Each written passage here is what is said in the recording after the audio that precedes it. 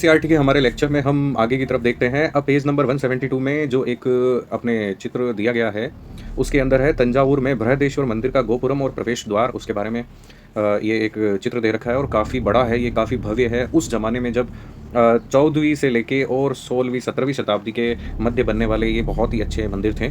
अब इनके बारे में हम आगे अपना देखते हैं, एनसीईआरटी में क्या लिखा हुआ है। देखा है, इन क्षेत्रों के शासक वर्ग ने विशाल मंदिरों और तंजावुर बृहदेश्वर मंदिर, बेलूर के चन्नकेशव मंदिर को संरक्षण प्रदान किया। विजयनगर के शासकों जो अपने आप को राय कहते थे, यानी अपने आप को राय पीछे शब्द जोड़ते थे। विजयनगर के जो हैं, ये आपके आ सकता है कि कौन शासक अपने आप को राय से, तो इन परंपराओं में को आगे बढ़ाया और जैसे कि हम देखते हैं उन्हीं को नई ऊंचाइयों तक इन्होंने पहुंचाया।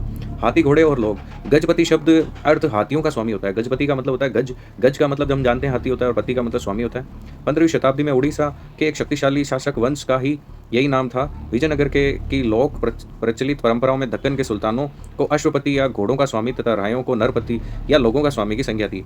यानी जो सुल्तान होते थे, दक्कन के सुल्तान होते थे, उनको अश्वपति के रूप में जाना जाता था और विजयनगर जो साम्राज्य में गजपति के रूप में जो घोड़ों के हाथियों के जो स्वामी होते थे उनके रूप में। शासक और व्यापारी। चूंकि इस काल में युद्ध कला प्रभावशाली अश्वसेना और आधारित थी, इसीलिए प्रतिस्पर्धी राज्यों के लिए अरब तथा मध्य एशिया से घोड़ों का आयात बहुत महत्वपूर्ण था। तो अरब देशों से घोड़े मंगाए जाते थे यहाँ पे। यह व्यापार आरंभिक चरणों में अरब व्यापारियों द्वारा नियंत्रित था।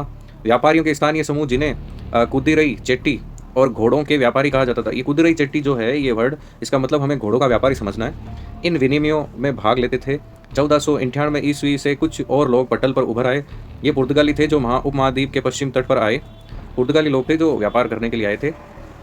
उनके बारे में थोड़ा सा वृतांत दिया गया है यहाँ पे। 1498 ईस्वी में कुछ और लोग पटल पर उभर आए। ये पुर्तगाली थे जो उपमहाद्वीप के पश्चिम तट पर आए और व्यापारिक और सामरिक केंद्र स्थापित करने का प्रयास करने लगे।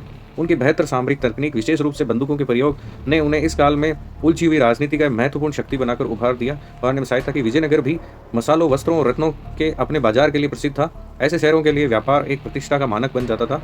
यहाँ की समृद्धि जनता महंगी विदेशी वस्तुओं की मांग करती थी, विशेष रूप से रत्नों और आभूषणों की। दूसरी और व्यापार से प्राप्त राजस्व राज्य की समृद्धि में महत्वपूर्ण योगदान देता था। कहने का मतलब यहाँ पे व्यापार एकदम समृद्ध रूप में था। महत्वपूर्ण रत्न वगैरह है, विदेशी महंगी वस्तुओं की मांग भी यहाँ पे थी और यहाँ की राजनीति में एक तरीके से व्यापार का महत्वपूर्ण योगदान था। जो ये 1498 है, 1498 के बाद पुर्तगालियों का भी यहाँ पे योगदान प्रारंभ हो गया। इस तरह से जो हम कह सकते हैं कि विजयनगर साम्राज्य में खूब डेवलपमेंट हो रहा था व्यापार वगैरह का।